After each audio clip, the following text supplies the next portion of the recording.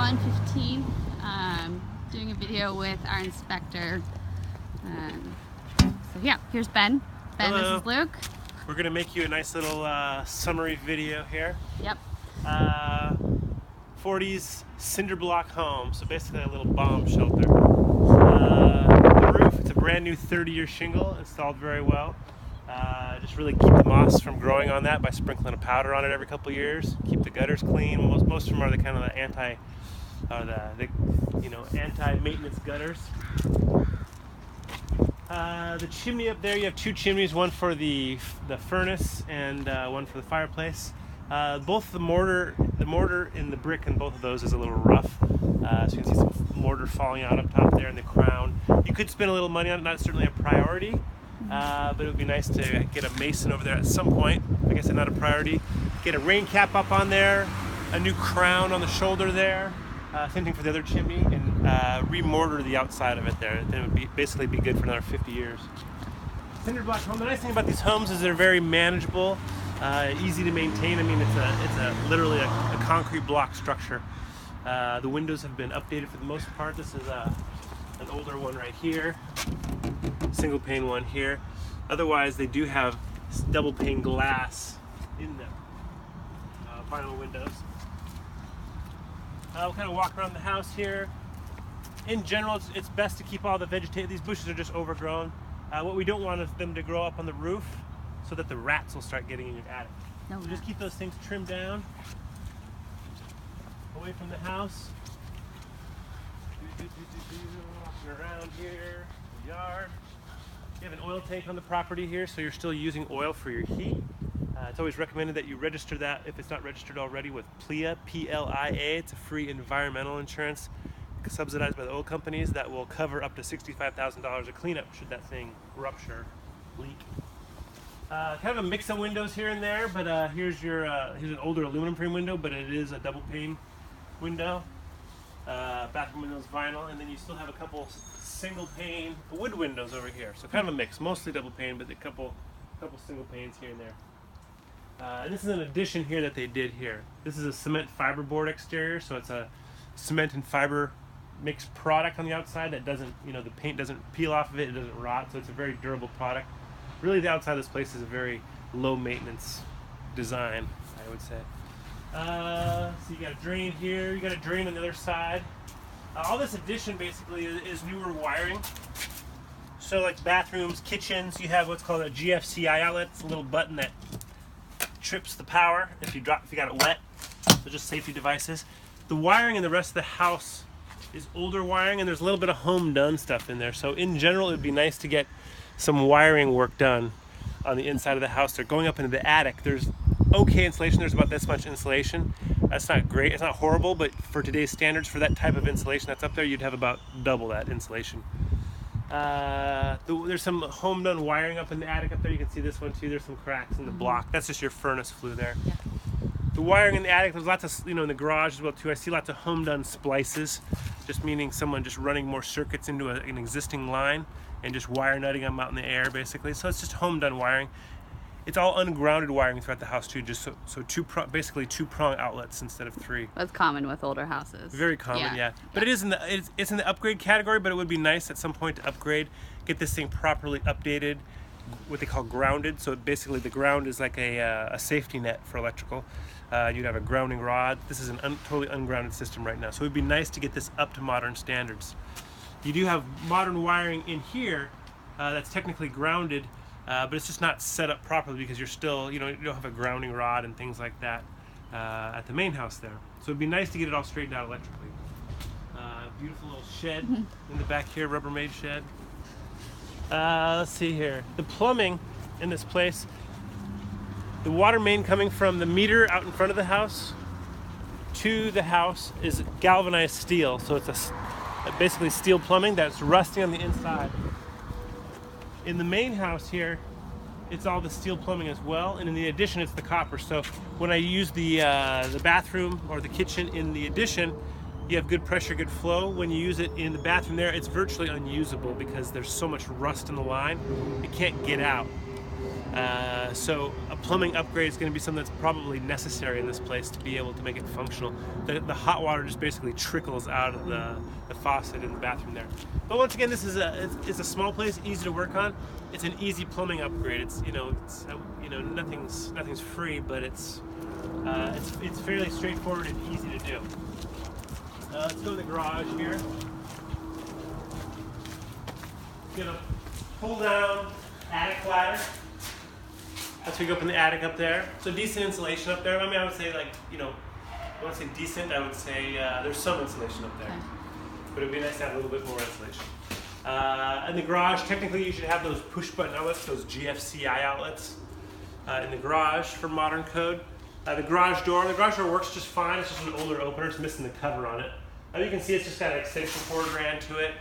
It's not a modern opener where it has the laser safety sensors underneath it, but it does function. Yep. Totally functions. As far as modern fire safety code, anytime you have a garage attached to a house, you're supposed to have a fire-rated door, self-closing fire-rated doors where you go into the house. Just in case there was a fire in the garage, it protects the rest of the house from catching on fire. Same thing with the ceiling. Technically, you're supposed to have drywall on the ceiling as opposed to just like a acoustic particle board tile up there that's up there right now. Mm-hmm. So that's just for modern fire code. You don't have to do any of that, but it's just a nice upgrade to bring it up to modern code as far as safety is concerned. Let's go into the ADU here, a little addition. Everything functions just fine in here. The fan actually does not function. It doesn't turn on. The light turns on, it's got power, just the fan is not working. Yep. And you have basically a disability accessible shower there, just rolls in. I mean, everything's working just fine in here. You do have a fan that vents outside, all that kind of stuff. So everything's very functional in the ADU here. You have a little sub panel in here. Like I said, it's all new wiring coming out to the little ADU here. Technically, it's not wired correctly in there. It's not really unsafe, but it's just not wired correctly. It just means that it was a little more home done than it would be for modern code. Washer and dryer working. Let's go through here. Talked about the doors. Water heater. This electric water heater usually lasts about 15 years. Mm-hmm. This one is 8 years old. Okay. Technically, the wiring to it is supposed to be in conduit, just kind of some more home-done electrical stuff supposed to be conduit going to it. There's also supposed to be what's called an expansion tank that keeps the pressure equal as things heat up and cool down in the place. And you can see here where they just splice some copper plumbing going into the water heater. Technically, this is undersized going into the water heater. That's part of the problem too, but a lot of it's just plumbing upgrades are definitely probably on the top of my list as far as this place is concerned. If I moved to this place tomorrow, I'd be looking at plumbing upgrades to get some good flow in the plumbing.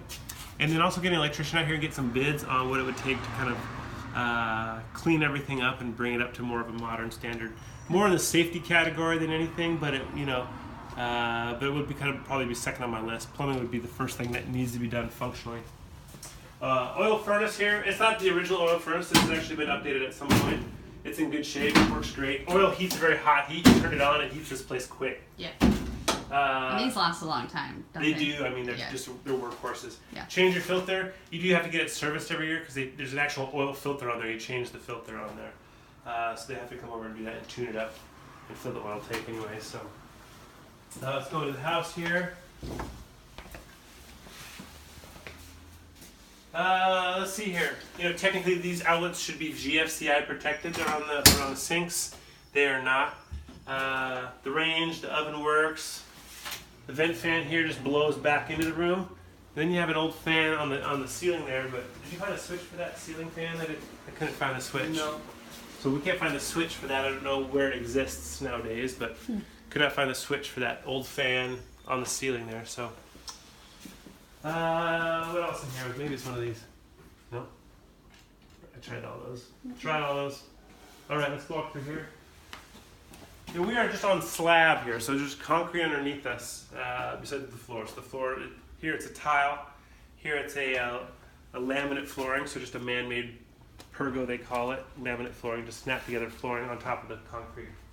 Electrical panels over here. Right there, someone painted it a nice red for you. There's nothing really wrong, I would say, but like I said, it's ungrounded. There's no grounding rod. There's no grounding system going into the ground. So it'd be nice to get this updated at some point. It's a decent panel. It's a modern breaker style panel, so fairly safe. You know, just basically a modern breaker style system. But it would be nice to get an electrician over here to give you some estimates as to cleaning it up a little bit and making it proper where it should be proper. The outlets are all like basically 2-prong outlets. Sometimes you see 3-prong outlets here. It's kind of a mix. Like this one is technically a 2-prong outlet, so it just means that that ground isn't there. It doesn't work any differently, but the ground is not there. Also throughout the house, if it's a forced air heat through that oil furnace, you can see the heat register covers down there. Each room has they each have a return where the air goes back, sucks back into the furnace, and the one that blows out the air. The one that blows out the air is supposed to have a damper on it so it can open and close.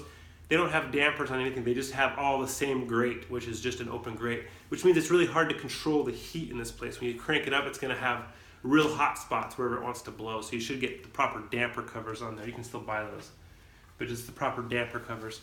Here's your water main shut off right there. Either the blue handle, actually, that's your hose bit there. So the blue handle shuts off all your water to the place.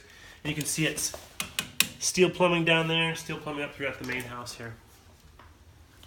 Popcorn ceilings, these were added on at some point. Of course, if you want to get rid of them, you should test them for asbestos before you remove them because they might have some asbestos content.